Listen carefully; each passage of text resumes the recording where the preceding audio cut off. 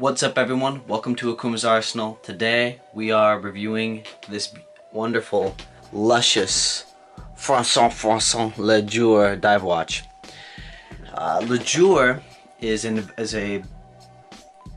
basically a what's the word for it?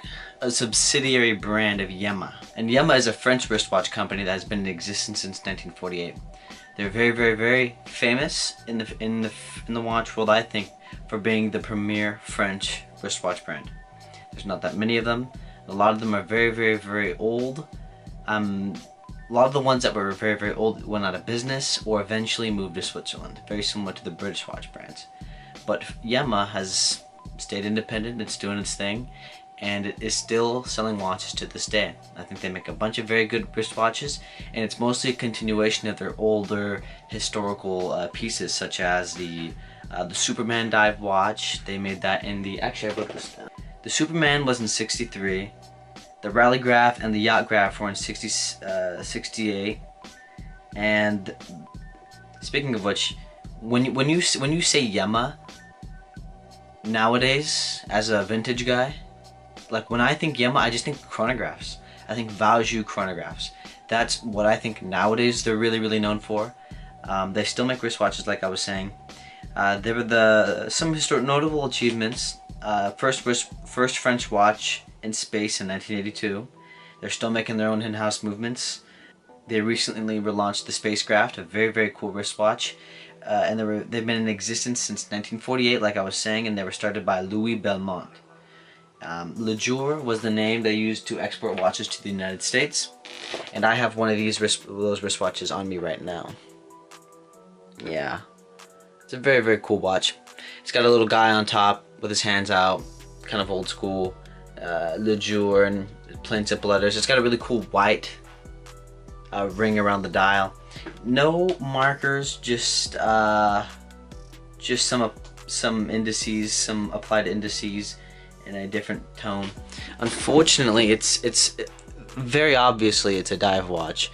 It has a rubber gasket, but the bezel doesn't turn. I don't know if I'm almost certain the bezel doesn't turn. At first I thought, oh, maybe it's just so old that you know, maybe it's shut in and the rubber gasket that's made to move the dive watch is wrong. But upon closer inspection, it doesn't seem to be any moving parts on this guy besides the spring bar and obviously the watch movement. It's a complete manual wind. Hopefully you guys can hear this. Last time you guys couldn't hear it. There you go. Nice and loud. Nice and loud. Yeah, you hear that? That was an overwound resetting mechanism so you don't overwind the movement. I think it's a very good touch. On the dial it says shock resistant. It's got a very squaring style. I honestly, I don't know when to date this. It could be the 60s, it could be the 70s, or it could be the 80s. I really just don't know when this watch was created or manufactured. I only found one example of this wristwatch on all of the internet. It was on eBay on a completed listing.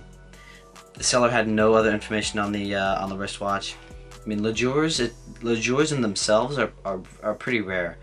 Yemas, on the other hand, are much more widespread, but Yema itself has more of a collector's base behind it.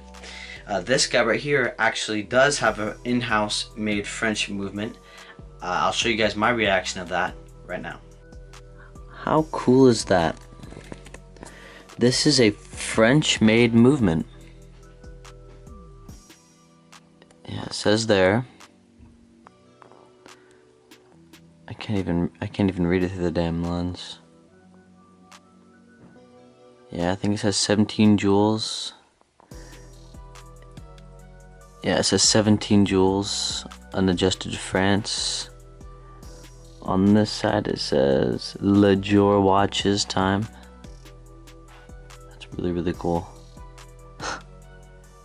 It's the first French movement I've ever seen in my life. Very cool. So this is a completely in-house French-made wristwatch. The movement is made in France, and it's a French company, Le Jour. I think it's a great wristwatch. I got it from a neighbor, a different one. Gave it to me for free. I'm very thankful for that. I'm really loving it. I'm loving it a lot. It's a cool vintage French dive watch. This is so unique and so one of a kind. I'm not gonna sell this ever. The one I was talking about, the completed listing, sold for $100. I mean, $100, or would I rather have a one of a kind French-made wristwatch? I'd rather choose the latter. I'm very, very pleased with it. It's got a date wheel. Unfortunately, it's very, very old school. It doesn't have a quick set for the date, and it is not a hacking movement whatsoever. So it's a very, very, very bare bones 17 jewel manual wind. No complication besides a date. Yeah, it's okay though.